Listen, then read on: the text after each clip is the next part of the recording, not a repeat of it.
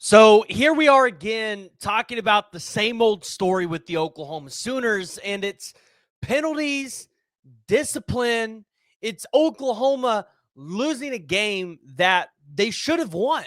And I know fans are going to be upset with that statement. They're going to be like, well, what do you mean should have won? Like, we lost that game. No, like, Oklahoma multiple times this season has had opportunities to win games. They had this game won last night, and an improbable win for Missouri.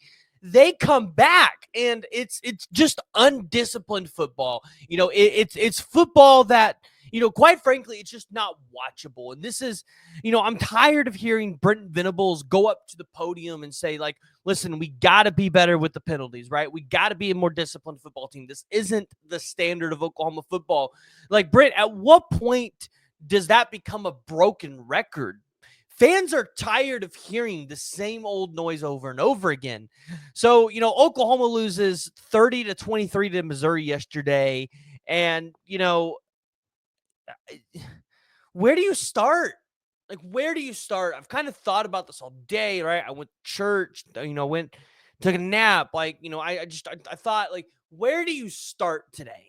And, I've seen a lot of people dogging on Jackson Arnold, and Jackson Arnold played very poor yesterday. But I need Oklahoma fans to really ask themselves this question. Like, has Jackson Arnold gotten a fair shot at this thing? Like in complete honesty with yourself, has he gotten a fair shot at this thing? He's been sacked, what is it, 42 times now this season? Like, this dude has absolutely no confidence. Absolutely no confidence. After what happened in the bowl game and everything that's transpired this year, he's no confidence. And then Kevin Johns has been moved to a quarterback's coach role, but last night it did not feel like he was being a quarterback's coach. Last night, it did not feel like we were running a Jeff Lebby playbook. Okay, I mean, when we ran a jet sweep, it did, but it did not feel like we were running a Jeff Lebby system. It felt like we were back to a Luttrell system. And I feel like there's just been so much working against this kid, and then he tries to go out there and do too much, and he turns the balls over, and then not to mention, when he turns the ball over, it's such an egregious turnover that the fans are just sick and tired of it. But then at the same time, I think we all know it's not going to get better even if you put Michael Hawkins in there. Although people might be out there tweeting like it's going to be better. Those people need to stay off social media because I don't think they understand it. It's not going to get better with Hawkins. We saw it. And I don't know if Casey Thompson's just not like ready, if he's not healthy enough to be able to go out there. But, if you're Oklahoma this offseason, you've got to hit the portal for an additional quarterback, whether or not Jackson Arnold comes back. And I still think Jackson Arnold has great potential. But at this point, Oklahoma has so many problems. I don't know if you can wait on Jackson Arnold to now develop and get past some of these issues, if he can get past some of them, to have him potentially as a starter. So if you're Oklahoma, you've just blown a 5-star quarterback's career at your school.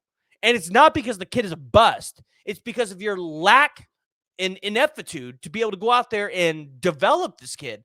That's what it is. Agree with me or not, that's what it is.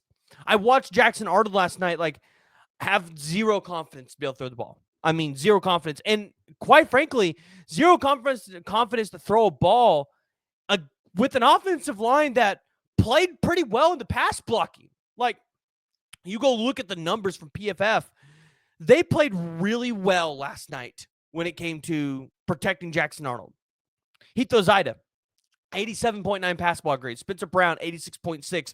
Logan Howland, 79.4. Troy Everett, 73.7. I think Fabichi Wewu was your worst offensive lineman at 50.6 in the pass block grade. He allowed 1 sack and 2 pressures in 1 hurry. Like, the offensive line as a group, I think, protected him pretty well. Jackson Arnold just, he kind of felt like he needed to get the ball out quickly, so he didn't spend time in the pocket. Like, this is the problems of not having a quarterback coach all season. And so, I think we're all sitting here, and now you see a lot of people calling for Brent Venables' job, and it's probably fair. the thing is, this guy has a $40 million plus buyout. And at Oklahoma, where I feel like it's been hard enough to gather up NIL money, is it going to be that easy to gather up buyout money? Like, would that buyout money be better well spent buying an offensive coordinator that is just as, I don't know, like on the same level as Brent Venables when it comes to calling a defense? So you're going to pay a very good premium to get him here. Upwards of probably $5 or $6 million at that point, and then don't getting the rest of that money that you'd pay for a buyout to put it towards NIL. Like that's like I don't know if firing Brent Venables at this point is the answer, because you're gonna have to start from square one again, strip it down to the bare bones. And in the SEC, this could be a 5 to 7 year rebuild. As of in the Big 12, it's 3 to 4 year rebuild. Like you ain't in the Big 12 anymore. Like these decisions, they have consequences. But I mean, what we saw from Oklahoma last night, losing to Missouri the way that they did, it's just so bad. It's an egregious way to lose. Like you had the game. All you have to do is protect the ball. And, fumbling has been a huge problem this year. Between the running backs and the quarterbacks, fumbling has been a huge issue this year.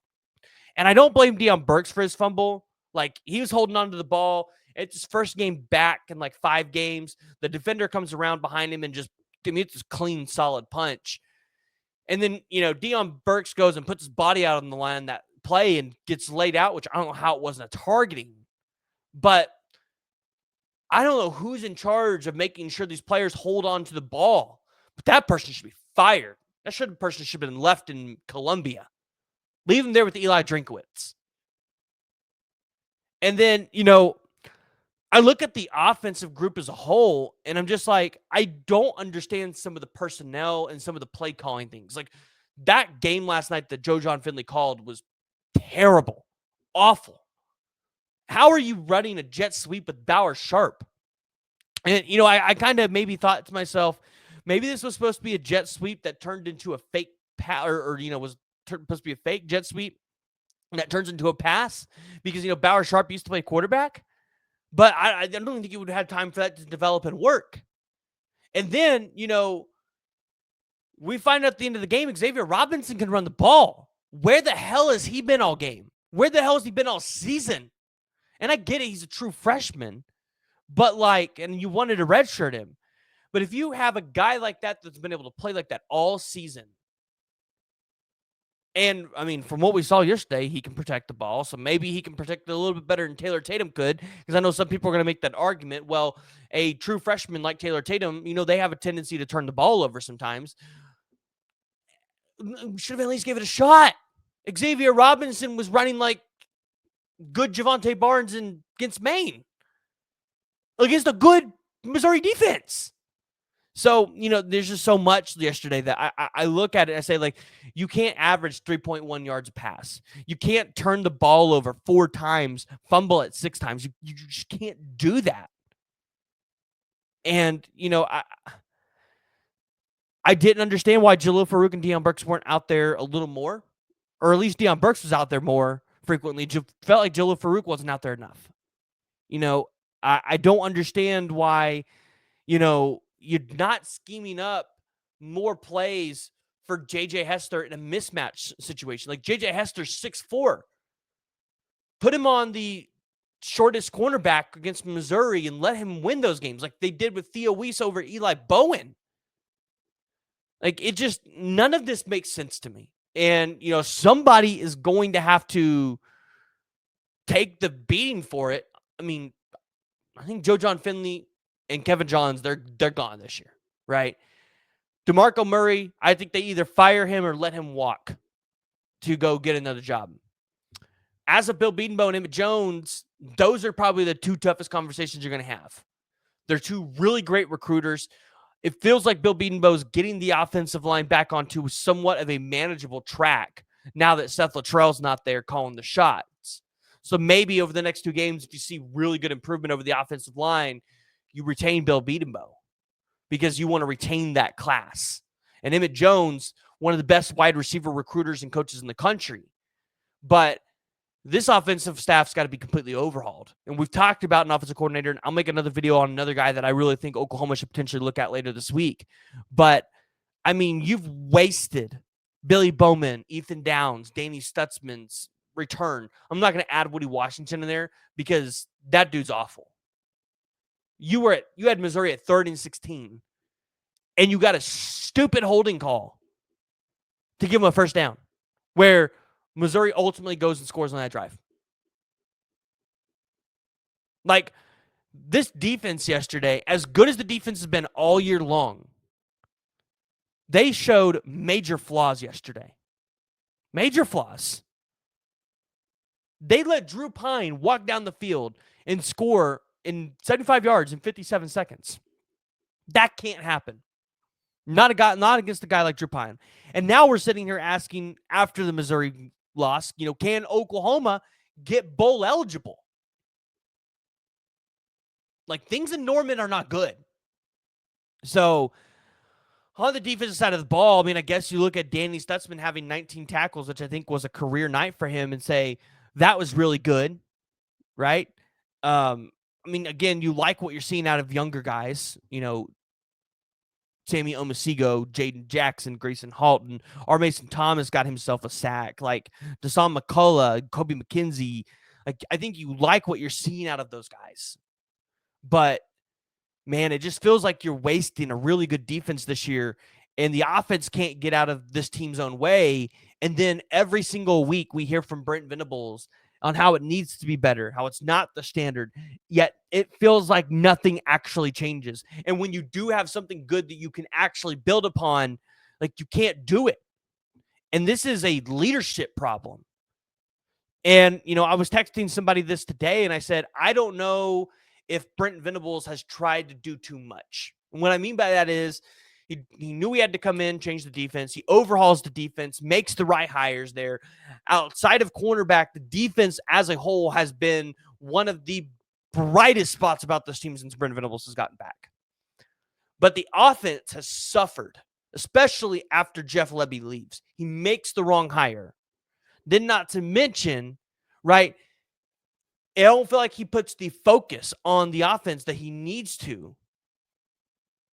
And so now you end up in a situation where who you hire as your next offensive coordinator is 100% going to decide on whether or not you still have a job at the University of Oklahoma after next season. And I feel like also trying to convince an offensive coordinator to come here now is going to be hard, because they know the situation is so bad at Oklahoma that if they don't turn it around, they're also gone, whether it's their fault or not. So it's not good. Not sure what the answer is. If you're an Oklahoma fan, I don't know what the bright side is. I don't know what the positive is. I'm sorry for leading you on to believe Oklahoma could win this game. And, at this point, we're going to go get killed against Alabama and LSU. I don't think there's any way of looking at it any other way. So jump in the comments below, join the discussion. Let me know what you guys think about Missouri's win over Oklahoma. And, Drinks throwing it in our face. Theo Weiss, for some reason, wants to throw it in the fans' face instead of the coaches' faces, like the fans were the ones treating him so badly. But, yeah, it's just not good. So jump in the comments below, join the discussion, hit that like, and hit the subscribe button.